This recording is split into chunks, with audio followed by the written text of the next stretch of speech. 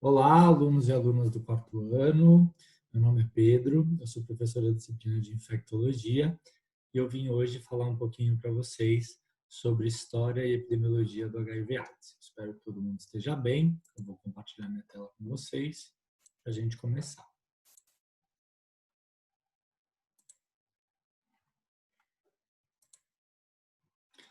Bem, falando um breve histórico do HIV/AIDS, a gente tem lá atrás, há 40 anos, em 1980, primeiro, um aumento do número de casos de uma doença desconhecida nos Estados Unidos. O que ela tinha em comum, que era uma doença onde os pacientes chegavam bastante debilitados, com uma pneumologia, com uma pneumonia de etiologia fúngica, a chamada pneumocistose, ou às vezes quadros de doença cutânea, como sarcoma de Kaposi, e geralmente homens com relatos de serem homossexuais. Logo em 1980, com o aumento desse número de casos, as primeiras medidas de controle foram tomadas pelos Estados Unidos. Em 1982, começou-se a perceber que tinham alguns grupos específicos mais acometidos pela doença. E a grande mídia, a população geral, apelidou a doença de doença dos 5Hs, devido à alta prevalência em hemofílicos, homossexuais, usuários de heroína, as hookers, as prostitutas e os haitianos. A gente entende que pelos modos de transmissão da doença, era por isso que essa população era mais afetada. Os hemofílicos devido às transfusões de sangue, os usuários de heroína devido ao compartilhamento de agulhas e seringas contaminadas, as prostitutas pelo grau de vulnerabilidade, os haitianos também e os homossexuais também. Então, é uma questão de vulnerabilidade. E a partir do momento que você coloca uma doença sobre grupos populacionais, né, associa diretamente a grupos populacionais, você, em primeiro lugar, estigmatiza esses grupos, torna os grupos vulneráveis ainda mais vulneráveis e dá a falsa impressão para os outros segmentos populacionais de que eles não estão sob esse risco. Por isso que é muito complicada essa denominação inicial lá de 1982 como doença dos 5Hs. E nesse mesmo ano, no Brasil, foi diagnosticado o primeiro caso de AIDS. Em 1983, a gente tem relatos em heterossexuais e crianças e houve isolamento viral nesse mesmo ano. Em 1983, a gente também vê a grande mídia de São Paulo publicando, Peste Gay já apavora São Paulo. Mais uma vez, a uma denominação, a uma estigmatização de um grupo, dando essa falsa ideia de que os outros grupos não estão sob risco, e heterossexuais, no caso, já haviam contraído HIV, e também excluindo pessoas que já eram bastante excluídas. Vale lembrar que, nessa época, a homossexualidade ainda era considerada uma doença. Então, além dessas pessoas serem consideradas doentes, eram consideradas portadoras de uma doença.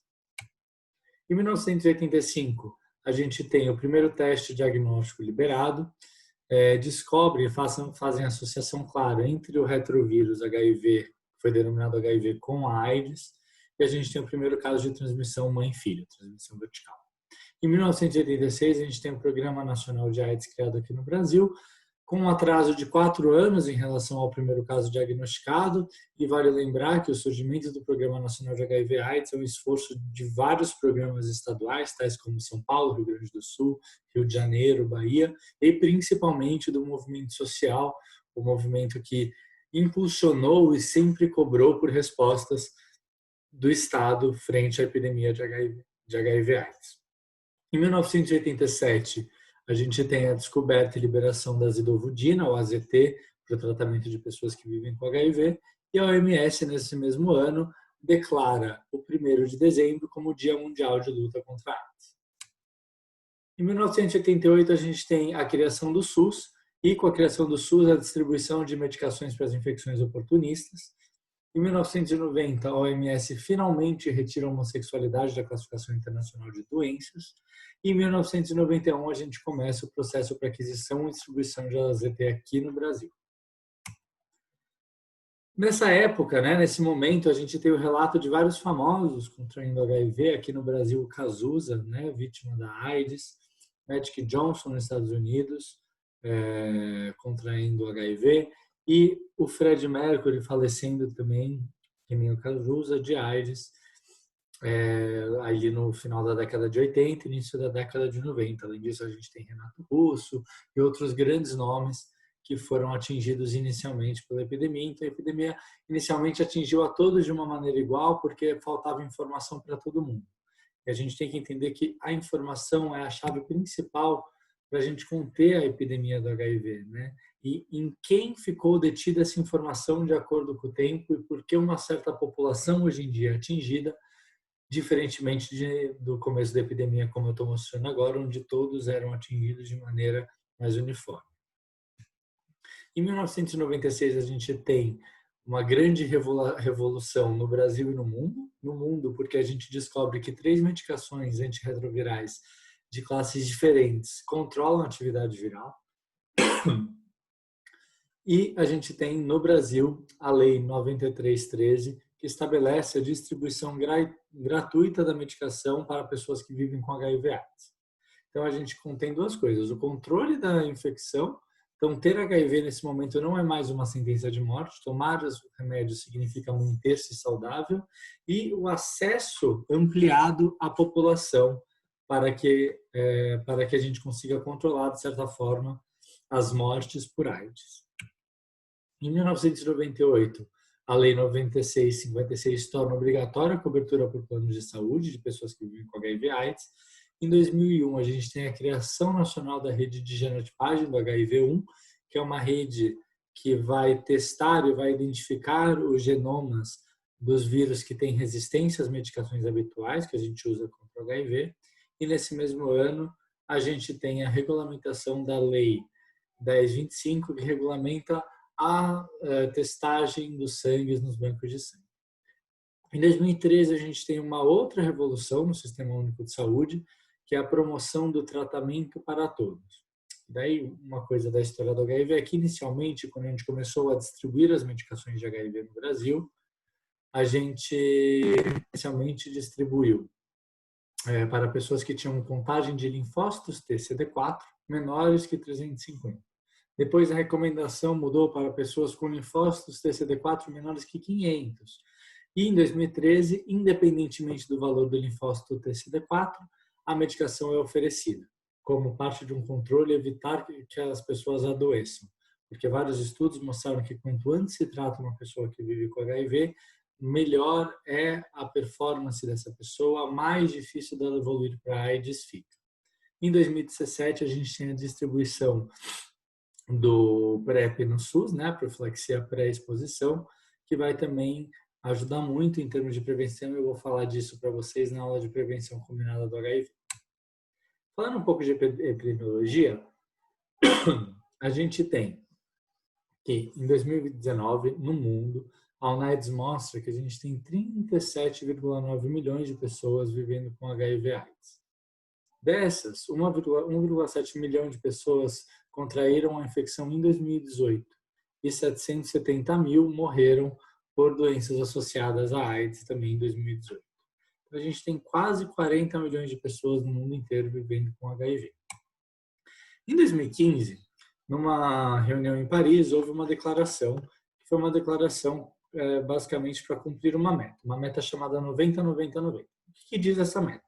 Que de todas as pessoas que têm HIV no mundo, 90% sejam diagnosticadas, dessas, 90% sejam tratadas e dessas, 90% tenham carga viral indetectável. Todavia, a gente vê em 2018, de acordo com o relatório da UNAIDS, que 79% apenas das pessoas no mundo estavam diagnosticadas com HIV, e dessas apenas 78% tinham acesso ao tratamento, e dessas 86% estavam com carga viral indetectável. Isso mostra para a gente que a gente está longe de atingir ainda o objetivo do 90-90-90. De acordo com a UNAIDS ainda, a gente tem uns subgrupos ainda com maior risco de infecção, 22 vezes maior na população HSH, homens que fazem sexo com homens, 22 vezes maior nas pessoas que usam drogas injetáveis, 21 vezes maior para trabalhadoras do sexo e 12 vezes maior para pessoas transexuais. Esse gráfico do Brasil é bastante ilustrativo, ele mostra essas barras grandes e vermelhas o número de casos de AIDS de 2007 a 2017. A gente vê que há uma queda, não tão expressiva, mas há uma queda do número de casos de AIDS. E essa barra roxa menor mostra o número de óbitos por AIDS, né? Então, a gente tem 5,6 em 2007 e 4,8 em 2017. Então, a gente tem uma diminuição nesses últimos 10 anos dos casos de AIDS e do número de óbitos por AIDS. Todavia, a gente olha essa linha amarela e a gente vê um aumento dos casos de HIV. Então, a gente está evitando que as pessoas adoeçam de AIDS, mas a gente ainda está diagnosticando muita pessoa com HIV. Quando a gente olha as duas primeiras barras, a primeira é o número de gestantes com HIV, que aumenta de 2,3 para 2,8 em 10 anos, e do lado o número de crianças menores de 5 anos com HIV, que em 2017 era 3,3, em 2007 era 3,3 e em 2017 1,8. Então, há uma queda do número de crianças com HIV e um aumento das gestantes diagnosticadas com HIV. Nesse cenário, o que a gente pode dizer? Que as gestantes estão tendo acesso a uma assistência pré-natal adequada, diagnosticando HIV e evitando a transmissão vertical, porque as crianças menores de 5 anos estão com menos infecções por HIV. Então, a gente tem aqui uma melhor assistência ao pré-natal, a gente tem uma melhor assistência às pessoas que vivem com HIV, porque elas não adoecem nem morrem mais de AIDS, mas a gente ainda tem um aumento do número de diagnósticos de AIDS muito alto no Brasil. Se a gente olhar esse gráfico que compara a razão homem-mulher de diagnóstico, a gente tem em 2007 1,5 homem infectado para cada mulher e em 2017 2,2, uma crescente. Então a gente tem mais homens do que mulheres infectados por HIV, tá? E quem são esses homens? Quando a gente olha aqui a detecção de AIDS nessa população, a gente vê que ela aumentou muito entre jovens de 15 a 19 anos, entre jovens de 20 a 24 anos, entre jovens de 25 a 29, de 2007 para 2017, 2007 para 2017, 2007 para 2017. Então, a gente tem uma epidemia concentrada em homens jovens, homens que fazem sexo com homens, na sua grande maioria, jovens. E um recorte de cor muito específico. A gente vê aqui que em 2007 a gente tem 50%, 50%, negros e pardos metade e brancos metade, e essa proporção aumenta. Menos brancos e mais negros e pardos, uma proporção de 60% para 40%. Então a gente tem jovens, gays, negros e pardos afetados pela epidemia de HIV/AIDS e é para essa população que a gente tem que olhar. Mas a gente tem uma população que é bastante invisível perante as estatísticas, que é a população trans. A gente não tem na ficha de notificação compulsória de HIV nem de AIDS um quadradinho para marcar se a pessoa é trans. Então, o governo não nos fornece esse dado. Numa meta-análise de um estudo encomendado, a gente tem uma prevalência de 33% de HIV nessa população. 1 em cada 3 pessoas trans tem HIV. O HC de Porto Alegre mostra que 25% dessas mulheres trans, das mulheres trans que buscam serviço, têm HIV, 1/4. No inquérito sobre discriminação institucional, a gente tem 86,8% dessas pessoas trans referindo violência física, 40,4% referindo assédio sexual e 67% assédio físico, com uma expectativa de vida de mais ou menos 30 anos, ou seja, uma população extremamente vulnerável ao HIV, além dos homens que fazem sexo com homens jovens e negros. 66% dessa população trans tem histórico de trabalho sexual como única fonte de renda, e referem barreiras no acesso ao serviço de saúde, como resistência ao uso do nome social, não querem ser atendidas perto da residência por estigma e falta do entendimento médico sobre a saúde dessa população. Então, a população trans é uma população muito, muito, muito vulnerável. Tá certo, pessoal?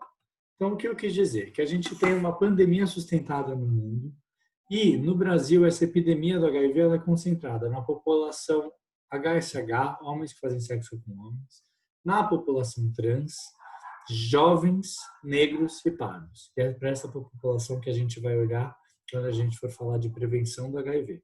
Eu espero que vocês tenham gostado, espero que vocês aprendam, leiam os textos complementares e até mais. Um abraço.